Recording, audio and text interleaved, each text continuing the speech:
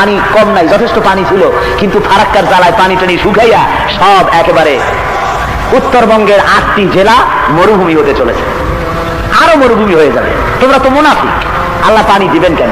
পানি দিছিলেন মুনাফিকির কারণে, রক্ষা করতে পারোনি। ভারতের কি ক্ষমতা তোমার দিকে চোখ রাঙিয়ে তাকায়? তুমি তো মুসলমান, ও তো সেই ভারত যেখানে আমার পূর্বপুরুষ সুলতান মাহমুদ 18 বার আক্রমণ করে ভারতকে কাঁপিয়ে দিয়েছে। সেই মুসলমান না তোমরা? সেই মুসলমান যে তোমরা, সে কথা বলার সাহসও তোমাদের নাই, হারিয়ে ফেলেছ হিম্মত। যদি ঈমান থাকতো, মুনাফিক না হতে ওরা পানি বন্ধ করতে পারে? আমি তাই বলেছিলাম ঢাকাতে কারবালার ময়দানে ফোরাতের কূলে ইয়াজিদ বাহিনী ইমাম হোসাইনকে একা পেয়েছিল, তাই সম্ভব ছিল পানি বন্ধ করে দেওয়া।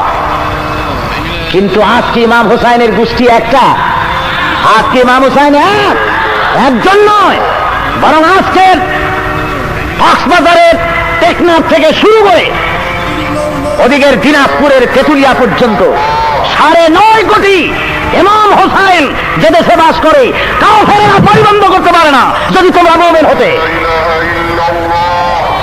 আজকে মুসলমানদের ঈমান বরবাদ হতে চলেছে, মুনাফিকি এসেছে, সেই জন্যই দুরবস্থা হয়েছে।